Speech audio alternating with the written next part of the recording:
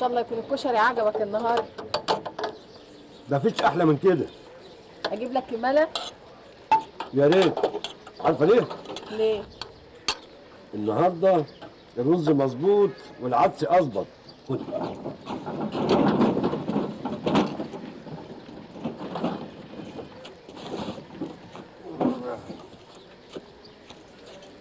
انا ناميني شويه يا فاطمه. شويه كشري المعلم مدني يا سايد. ازيك يا عم؟ ازيك يا بنت؟ ايه ما فوتش على الحاج ابراهيم؟ ما عنديش حاجه تتزم النهارده. ازاي؟ انا شايف العربيه مليانه. انا عارف طلب الحاج، هو مش كله ربابيكيا. الحاج ابراهيم ما ياخدش غير الحاجات اللي يفهم فيها ويعرف يبيعها. طلبك يا عم مدن. تشكري. ودي بقى شطاره منه. الشيء اللي تعرفه كويس هتفهمه كويس قوي، والحاج ابراهيم ما يحبش يخسر. ايه انت بقى بتعرف الحاج ابراهيم من زمان؟ يوه، من ايام ما كان بيفرش بطاقته على الرصيف. ايه ده؟ الحاج ابراهيم؟ الحاج ابراهيم سردينه، ما كانش تاجر ابن تاجر؟ ها؟ الحاج ابراهيم سردينه خد الطريق من اوله لحد ما بقى اكبر تاجر في الوكاله. خد الحساب يا فاطمه. لا لا، حساب ايه؟ الحساب عندي انا يا فاطمه. تشكر. بلاش تبعزق فلوسك كده يا عبدو، ده انت لسه بتقول يا هادي. ما تخافيش، اللي يقدم السبت يلاقي الحد، واللي مش هتعزيه النهارده هتعزيه بكره. متصلين. السلام عليكم. مع السلامه يا ميدة. مع السلامه. الله يسلمك يا عبدو.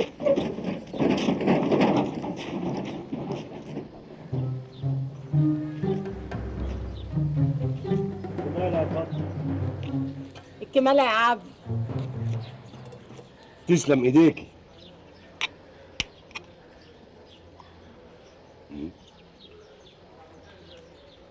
اعمليه كل يوم كده.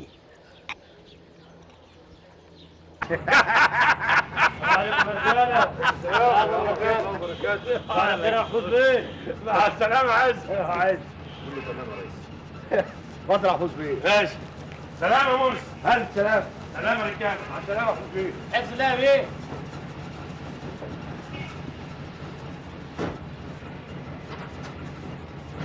ألف سلام. سلام يا بيه.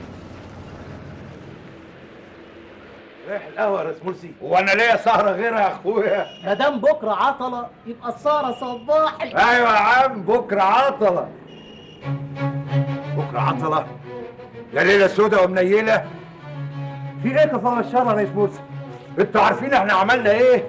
عملنا مصيبة. ايه بس اللي حصل يا ريس مرسي؟ الواد عبده قفلنا عليه الوكالة وبكره عطلة. يعني لو جاع ولا حاس حاجة ما حدش يسأل فيه. ولا هيجرى له حاجه، ده واد شيطان.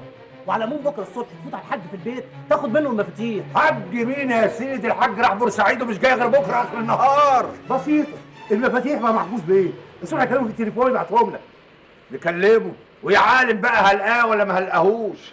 انا هقطع القهوه دلوقتي استنى شويه وبعد كده اكلمه في التليفون يمكن القاه. انا بقول ندي الواد عبده فكره عشان يعمل حسابه. صح، اطلب الوكاله في التليفون وطمنه يا ريس مرسي. لا انا مش عايز هوشه، الواد يجيله صرع ولا بتاع. لا مش عايزين دوشه، احنا خلينا كده. هو الواد ده اصله منين يا ريس مرسي؟ هو ده وقته؟ اصله ولا فصله؟ صحيح، هو الواد ده اصله منين؟ بقول لكم ايه، حد يجي معايا القهوه يمكن احتاج ابعته مشوار.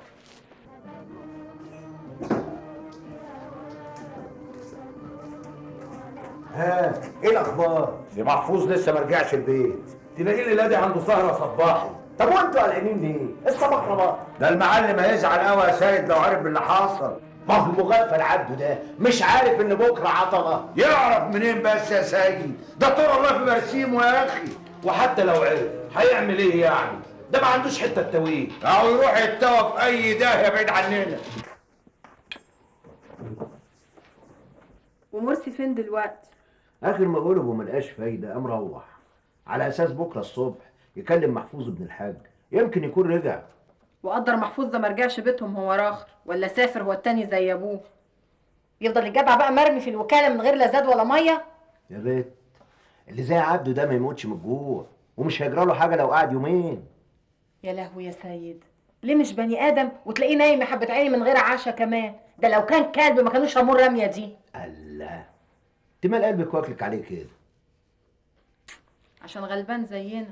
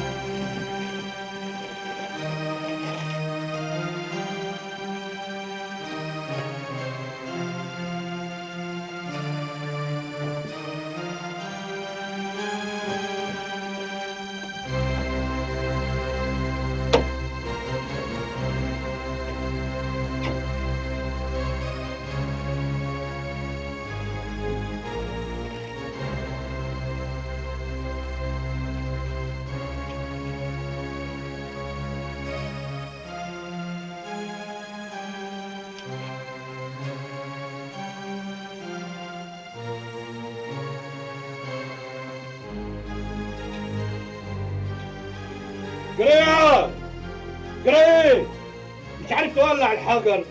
ايه ده هيتلمك يا مرسي. حاضر يا عم الحاج حاضر. فين الواد محفوظ؟ بيلمع عربيه سعادتك بره. انتهى له الزفت ده. انا محفوظ. انت انا تعال كلم الحاج. نعمين يا عبد الغفور افندي. نعم افندي. السي عبد الغفور افندي بيه. عملت ايه في العربيه؟ مسحتها بالفوطه. مسحتها بايه؟ فوطه؟ والله عال، والله انا عايزك تغسل العربيه دي بالماء. يا واد اتنين، شوف النار المخزعه اللي انت عاملها. عايزك تغسل لي العربيه بالماء والصابون. عايزها بتبرق زي العروسه. وياك الاقي عليها نقطه ميه يبقى نهارك اسود. مفهوم؟ مفهوم يا سعاده الغفور افندي بيه. الحجر بقى تمام يا حاج. وريني. لسه قول يا طفحت. هاكل بعد ما اخلص شغل. خد شويه الكشري اللي فاضيين مني دول كله. كتر خيرك يا حاج. اني اصلي ما بحبش الكشري. ليه بقى؟ ليه؟ ماله الكشري؟ افهم. بيفكرني بايام الفقر. ايوه يا حاج بيفكروا بايام الفقر. انا بساله هو. حاضر يا حاج. هو الفقر عيب يا واد؟ عيب على اللي زيي، لكن اللي زيك متعود عليه يا معلم. انت قادر ازاي تتجرأ وتكلمني بالشكل ده؟ انت عارف انت بتكلم مين؟ هم بكلم مين يعني يا ده انت؟ حته صبي بيشتغل عندنا. ثم انت ايه اللي قعدك كده؟ ومين اصلا سمح لك انك تخش هنا؟ قوم يا تفز، قوم قوم من على مكتب سيادك. هو ايه اللي حصل يا سي محفوظ افندي بايه؟ مرسي ايوه يا استاذ محفوظ. نعمين. ارمي الزفت ده بره. اي اي اي سيطروا عليا. اي الحقني الحقني يا افندي بيه. افندي معلم مرسي من ايه؟ اي الحقني يا حاج ابراهيم. الحقني يا حاج. بيشطروا على الحقني. اي الحقني يا حاج. الحقني يا حاج. الحقني يا حاج. نيل قوم. ضيعت علينا يوم الاجازه اللي بنستريح فيه.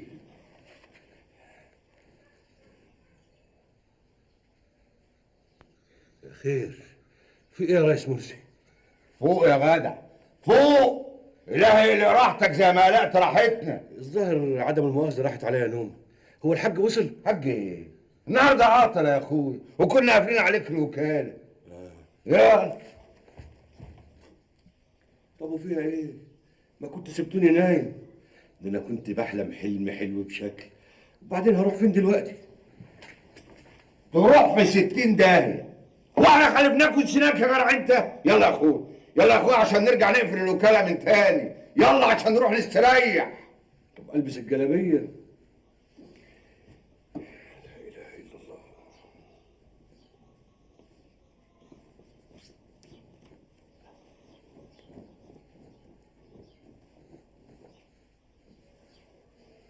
دي عامله تعملوها برضه يا مرسي؟ يعني اغيب عنكم ليله واحده تعملوا لي فيها المصايب دي كلها؟ الواد ده لو كان جراله حاجه مش كنت تاني اللي هتجرجر في البوليس والنيابه؟ غصب عننا يا حاج. انا مش عارف المساله دي تقت عن بالنا ازاي. تاهت عن بالكم ولا انتوا اللي محدش فيكم طايقه وعايزين تخلصوا منه؟ الله جرايه الكلام ده بقى يا حاج بقى، لزومه ايه الكلام ده؟ الله وهو لو طلع ولا نزل ايه يعني؟ حته صابي العشرة منه بسام، لكن اجدع من التنابله اللي انت مشغلهم وعامل عليهم ريس. الله، انتوا لسه في سيره الواد ده برضه؟ ما تفوتها سيره بقى يابا وتسيب مرسي يشوف حاله. انا اصلا عايز اتكلم معاك كلمتين قبل ما انزل احسن مستعجل. ايوه يا اخي، خليك انت دايما مستعجل كده. طبعا امبارح كنت عايز تقفل وتجري بسرعه عشان تلحق واحده من اللي انت داير وراهم. كنت تفتكر الواد الغلبان اللي قفلت عليه ونسيته. بصراحه يابا بقى الواد ده ملوش بيات في الوكاله، احنا مش ناقصين قرف. يسلم مخك يا سي محفوظ، اهو الكلام ده انا بقوله دايما. انتوا عايزين ترموا غلطكم وخيبتكم على الولد.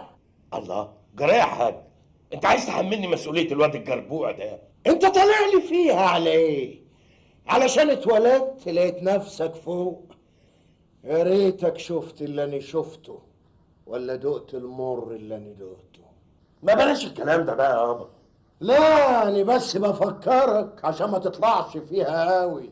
كل ده عشان نسينا السيفت ده. طب ايه رايك بقى؟ انا مش عايز اشوف خلقه الواد ده تاني في الوكاله. بقول لك ايه يالا، انت مش علشان اتعلمت وكبرت ولبست لي بدله ومشغلك معايا عايز تتشرط عليا؟ لا، لما ابقى اموت وتاخد مكاني يبقى ماشي اللي في نافوخك. بعد الشر عليك يابا، وانا ليا غيرك؟ انا بس شايفك محموق قوي على الواد ده. وانا كمان مستغرب زيك يا سي محفوظ. حقيقة يا حاج، عشان ايه ده كله؟ عشان واد جدع وعارف شغله كويس، وكمان ما تنسوش ان الراجل اللي بعد كله بركه، قلتها لنا مليون مره يا حاج. انت بتصدق بايه يا قفل ان الشيخ حنفي اللي انت بتتريق عليه ده كان يدعي لي الدعوه من هنا وكل الابواب المقفله في وشي تتفتح دغري؟ طب وسي عبده ده بقى ايه كراماته؟ كراماته يا سيدي الشيشه اللي بيرص له حجارها وطبق الكشري اللي بيسربه له من وراك يا سي محفوظ. اهو ده اللي انتوا فالحين فيه. على فكره انتوا رجاله هفق. المهم يا مرسي، الواد عبده فين دلوقتي؟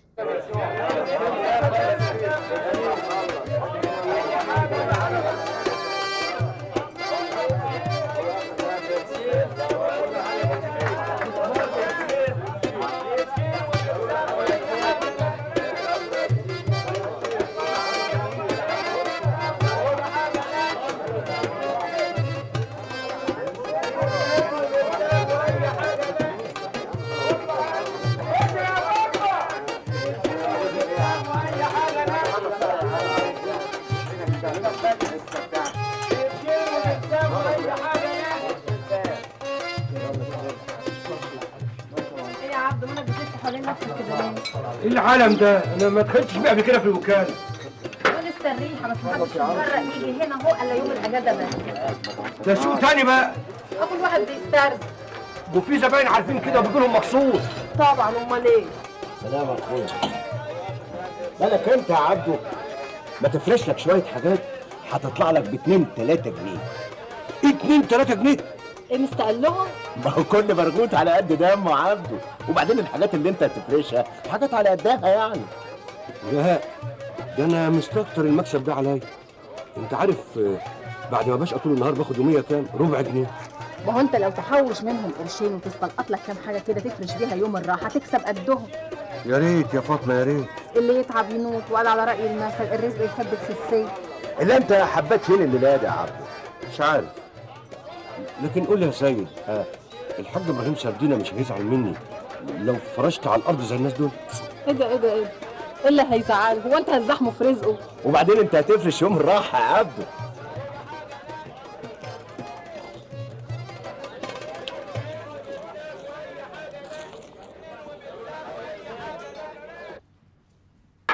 يدوم يا حاج، استاذن انا بقى اي خدمه تاني؟ ما تنساش تفوت عليا بالليل عشان تديني المفاتيح. لا يا حاج مش هنسى. الساعه 8 اخد المفاتيح واروح افتح الوكاله، وبالليل ابيت الواد في الوكاله واقفل عليه واجيب لك المفاتيح. حاضر يا حاج.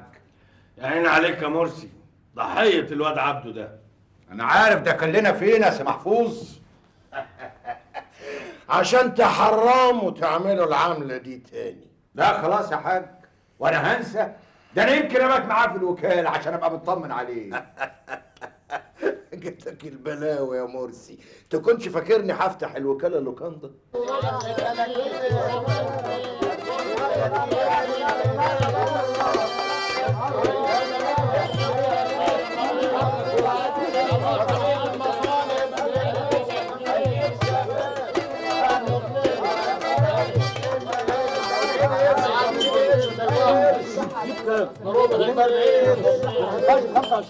عشان خاطرك هات 35 يلا. مع السلامة. بكم السراق ده يا معلم؟ ب 70 قرش يا عم. اخر كلام. عشان خاطرك ب 70 قرش. يا عم بيع وخلصنا. يا عم مش هنبيع، اتكل على الله. مع السلامة. يلا 70 و40.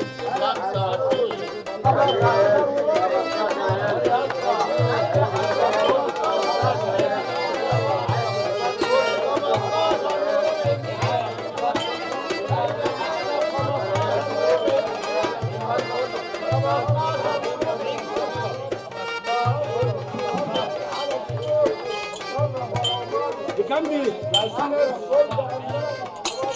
ودي 15. مش هتخش دي؟ 15 وربع جنيه.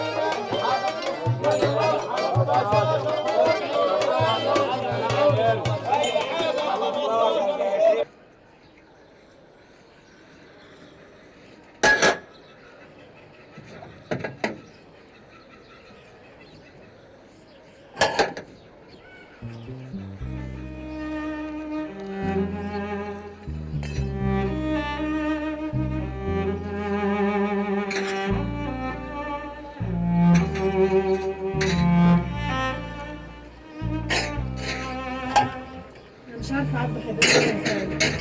تشغليش بالك، مش هيغلي. ما صعبش عليك يا غالي يا اخي، هو من بيت قرايبنا يا بنت. ما تبطل الكلام ده، خليك جدع والله. لا انا عايزاني اعمل ايه؟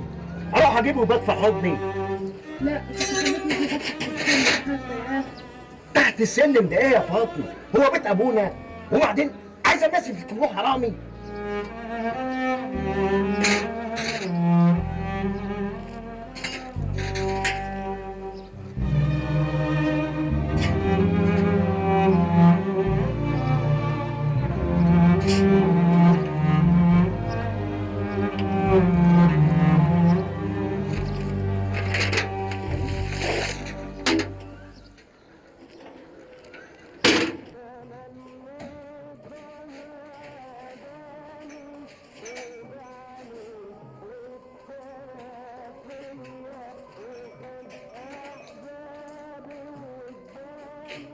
عبده عبده عبده، يلا بقى عبده بقى، يلا بقى يا وين، قاعد بقالك اكتر من 3 ساعات ما طلبتش غير كوبايه شاي واحده. ايه يعني يا حبيبي؟ انا في بلدنا بقعد اليوم بحاله على القهوة من غير ما اشرب حاجة. الكلام ده في بلدكم يا عبده، مش عندنا هنا. عايز اعرف منك بس، القهوة هنا بتفضل فاتحة للساعة كام؟ احنا بنشطب الساعه 12 وبتسال ليه؟ انت لسه ناوي تقعد؟ لا انا كان قصدي ابات هنا. تبات هنا؟ دي قهوه يا عبده، قهوه اللوكاندا هناك في الشارع اللي ورانا. طب ما تعرفش الأوضة فيها بكام؟ لا الاوضه انت مش هتقدر تدفع حقها، خد لك سرير. سرير زي بعض، بكام يطلع السرير؟ يطلع بيا قول باريزي. يا دين النبي، 10 ساغ؟ لا كتير كتير يا حمامة.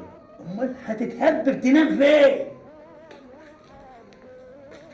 انا كنت عايز ادفعك انت بدل اللوكاندا، وكنت كمان هاخد واحد شاي، مع ان الحاج سردينه ما بيحبش حد من صبيانه يشرب غير واحد شاي في اليوم كله. ها؟ ما احنا ما بنشوفش من الحاج سردينه غير البلاوي اللي بتتحدف علينا. ايه يا ولد؟ ايه انا طولت اللسان دي يا بتقول ايه على الحاج ابراهيم؟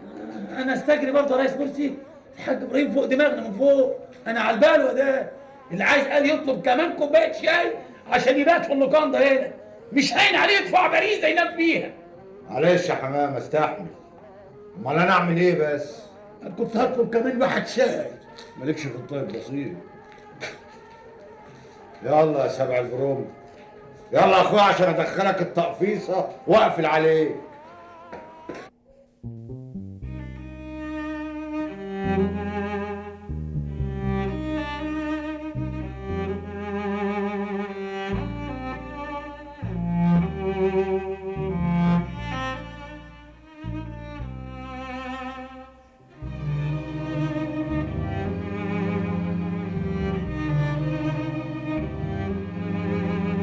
بالك انت يا عبده، ما تفرش لك شويه حاجات هتطلع لك ب2 3 جنيه.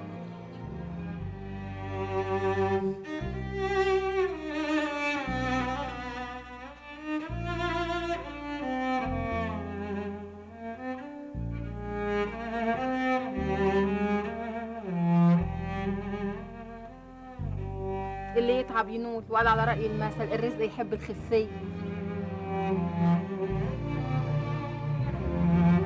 لكن قول يا سيد، الحاج ابراهيم سردينه مش هيزعل مني لو فرشت على الارض زي الناس دول؟ ايه ده ايه ده ايه ده؟ ايه اللي هيزعله؟ هو انت هتزحمه في رزقه؟ وبعدين انت هتفرش يوم الراحه يا عبده.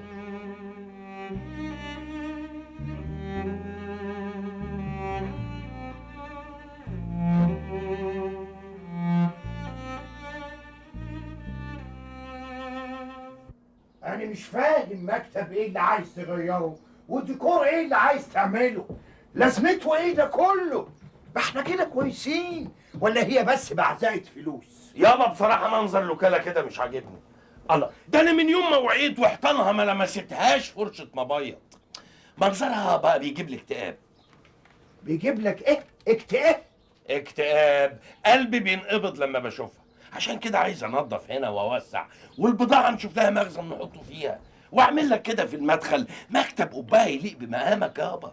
اخ يا ما نفسي تفضك من المظاهر الكدابه دي وتركز في شغلك وبس. المظاهر الكدابه اللي بتقول عليها دي يابا هي اصول التجاره. اليافطه اللي اول حاجه الناس بتشوفها وساعتها تقدر صاحبها وتعمل له الف حساب. كل الكلام اللي بتقوله ده كلام أونطة وبكش ابتدعوه ناس كل همهم انهم ينصبوا على الخلق، لكن انا مش محتاج لده كله. ايه رايك بقى؟ انا اسمي النهارده في السوق زي الجنيه الذهب، وزبايني مش هيسيبوني واروحوا لواحد تاني علشان قاعد على مكتب قباها وفي اوضه متكيفه واني قاعد على مكتب يوفي بالغرض. يابا فهمني بس. يعني كده الحاج ابراهيم سردينه، وحتى لو قعدت على الرصيف هفضل برضه الحاج ابراهيم. الله الله الله الله، يسلم فمك يا حاج، الكلام طالع من بقك زي الحكم. الكتم قاعد انت، انا مش ناقصك. ماشي ماشي يا سي محفوظ افندي. نعم يا اخويا. ايه يا فندي دي؟ اسمي محفوظ بيه. حاضر حاضر يا سي محفوظ افندي بيه. وبعدين انت هتفضل واقف كده زي قرد قطع؟ مدخول تشوف شغلك. وهو يعني بيلعب؟ ما هو برضه شايف شغل. قلت ايه يابا؟ ابعت للمهندس يجي يعاين؟ تفتكر الحكايه دي تتكلف قد ايه؟ مش كتير، حوالي 10,000 جنيه. يا مرسي يا ابو العباس، 10,000 جنيه دول يعملوا اوتومبلين من اللي انت راكبه ومتقمع بيه. يابا ما تقلقش، ما انا هطلعهم لك مصاريف ويتخصموا من الضرايب كمان. وليه كده بس؟ ما احنا ماشيين مظبوطين، خلينا متداريين احسن بدل ما يدخل علينا واحد من بتوع الضرايب ويشوف القباهه اللي حضرتك ناوي ترسمها يفقعنا مبلغ وقدره. عبدو، فاطمه عايزاك بره. استاذن انا يا حاج. مين فاطمه دي ياض؟ فاطمه بتاعت الكشري. طب خليها تكتر الشطه. ابا بقول له ما يعوقش. ايه خير يا فاطمه؟ المطرح فاضي. انهي مطرح؟ المطرح اللي جنبنا. ايوه، بس يا ترى ده اجرته هتبقى كام؟ انا قلت تشوفها الاول، واذا كان نكلم لك صاحب البيت. ها، رسيت على ايه؟ كتر خيركم يا فاطمه.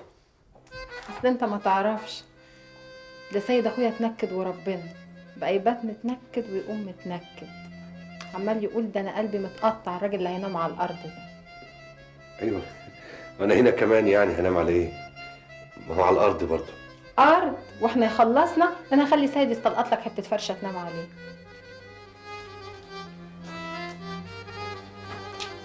الظاهر سيد اخوك بيعزني قوي. طب ده انت متربع في قلب فطران ومتغدي وشارب الشاي، لا بيعزك دي روح. وانا كمان بعزكوا قوي، بس يا حسره. يا حسره ليه؟ عشان مش هقدر ارد جمايلكوا دي الا بعد ما ربنا يوفقني واقف على رجلي. يا رب يوفقك وتقف على رجليك قادر يا كريم. انا محتاج لدعواتك الحلوه دي يا فاطمه. انت ابن حلال يا عبد وتستاهل كل خير. وانتوا كمان ولاد حلال قوي.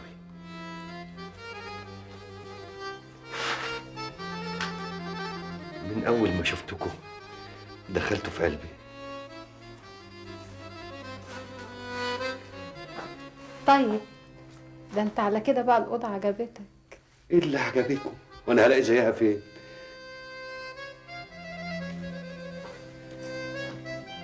دي كفايه انها جنبكم. يا راجل عيب ما تقولش كده، ده احنا اخوات. امال ايه؟ انت تؤمر بس كده. حاضر، من عينيا الاتنين. مع السلامه.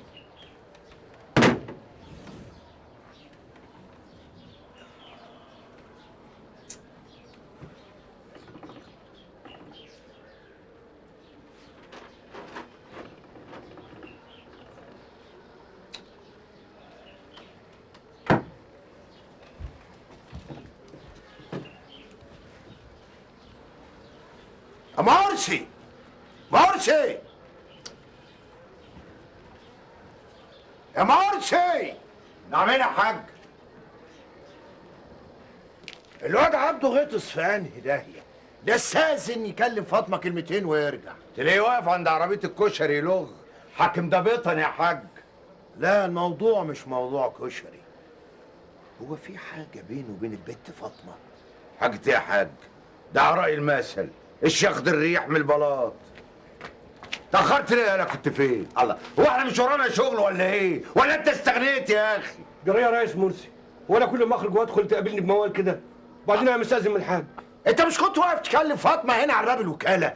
ايه اللي مشاك معاها؟ ما انا يا حاج رحت معاها عشان تفرجني على المطرح اللي لقيتهولي. ليه يا اخوي؟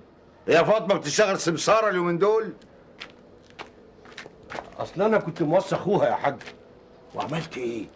كتبت الكونتراتو؟ صاحب البيت عايز شهرين مقدم وشهرين تأمين. تلاقي شكلك ما عجبوش، ما استأمنكش. الله يسامحك.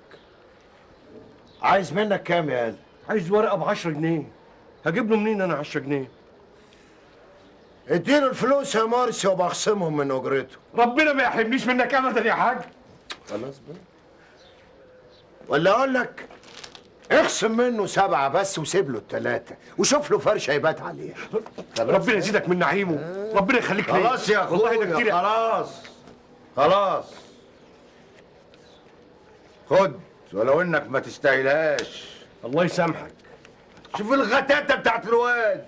يا واد اجري اكتب الكونترات قبل الراجل ما يرجع في كلامه وتيجي تتلقح عندنا هنا في الوكاله. ربنا يخليك ليا يا حاج. اخرش يا اخويا. ايه يا حاج؟ ايه يا حاج اللي بتعمله معاه ده يا حاج؟ غلبان يا مرسي. بس ان جيت للحق البت فاطمه دي بنت جدع. الله. جرى ايه يا حاج؟ لا مؤاخذة يعني عينك هتزوغ ولا ايه؟ لا يا مرسي ما تخليش فكرك يروح لبعيد. أنا بعد المرحومة أم محفوظ مفيش حرمة تملى عيني أبدا. كانت أصيلة، عاشت معايا على الحلوة وعلى المرة. الله يرحمها ويحسن إليها.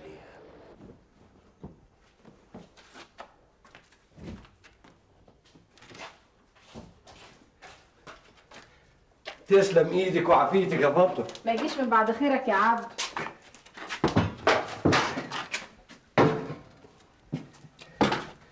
بقول لك ايه يا عبد؟ انت معزوم النهارده عندنا على الغدا. لا يا سيد ده شيء كتير ده. كفايه تعبكم معايا. يا راجل ما تقولش كده الناس لبعضيها. يا ريت كل الناس زيكم.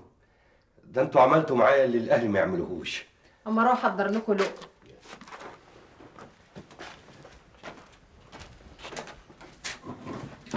امسك بسيط. يلا.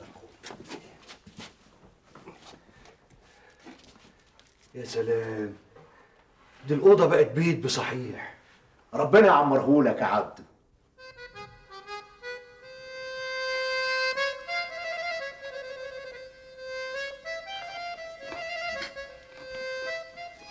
هات يا بطنك. قول يا عبده قول. الله يخليك يا سيد.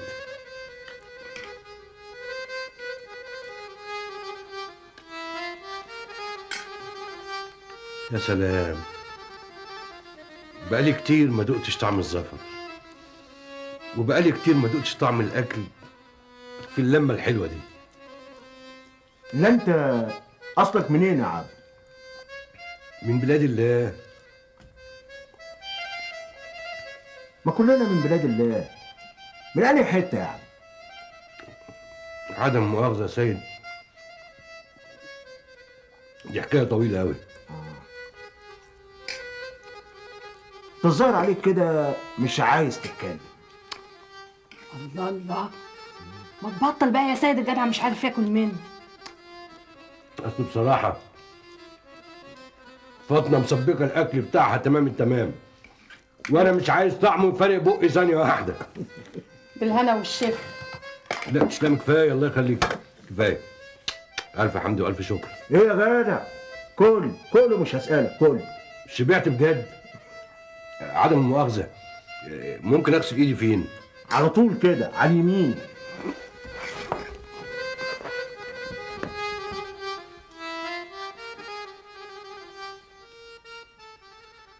جدع ده غريب قوي. ايه حكايته؟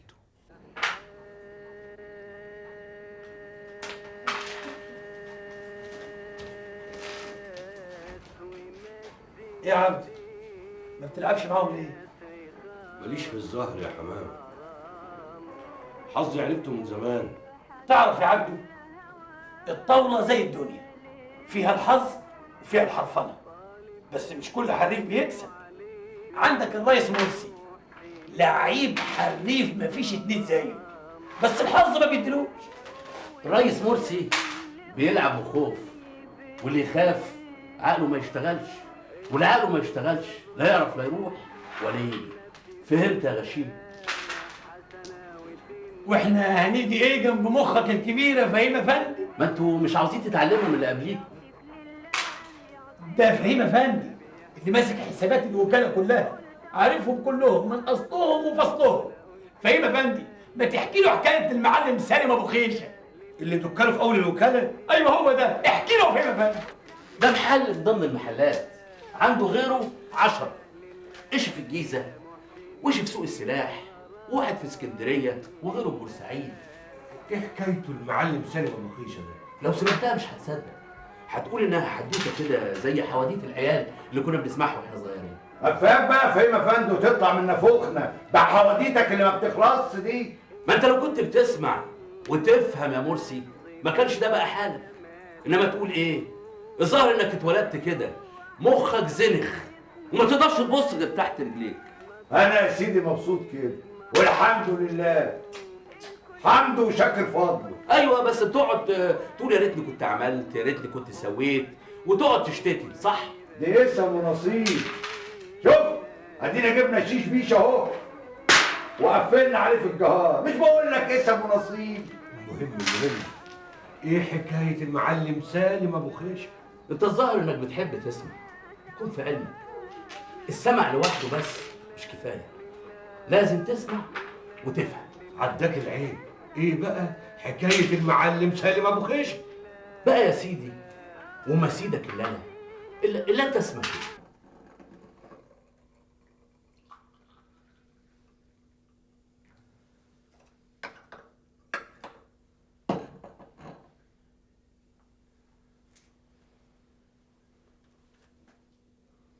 في اللمة الحلوة دي.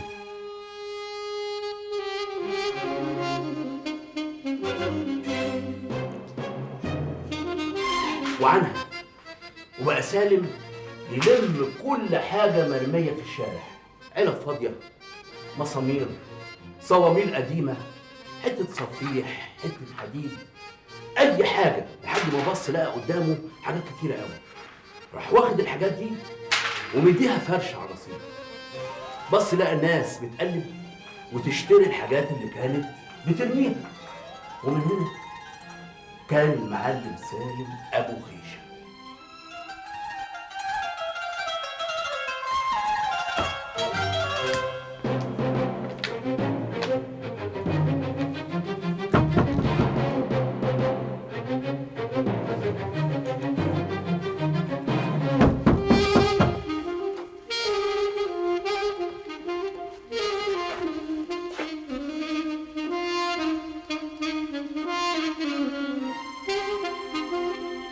صباح الخير.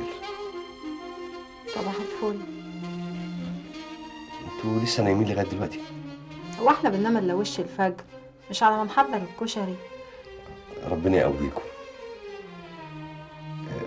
ممكن ولو فيها رزاله تسلفوني الطشت بتاعكم؟ هتستحمى لا، عشان اغسل الهدمتين بتوعي. وتغسلهم ليه؟ ما تسيبهم لي انا اغسلهم. كتر خيرك، بس انا مش عايز اتعبك. كتر خيري ده ايه وتتعبني ده ايه؟ ده انت اكلك كمان تقول عايز تاكل ايه واحنا نعمله لك معانا. لا الا الاكل بس، ما تزعليش. يعني سيبي لي حكايه الاكل دي، احب اكل على قدي. انت عارفه البير وغطاه. طب وربنا زعل منك بحقيقي، ده احنا جيران، وعلى راي المثل المليان يدلق على الفاضي. انا عايز اقول لك حاجه يا فاطمه، انا احب اعيش على قدي وما اقبلش غيري يدفع لي مليم ما دام مش من عرق جبيني. ايه ده ايه ده ايه ده ايه ده؟ بالراحه على نفسك شويه، مش كده يعني. انا ما خلصنيش ازعلك بناقص الاكل والغسيل كمان بلاش منه. انت زعلتي؟ انا مش قصدي ازعلك، وعشان اثبت لك ان مفيش تكليف بينا هسيب لك الهدوم عشان تغسليها. براحتك. وهسيب لك معاهم صابونه.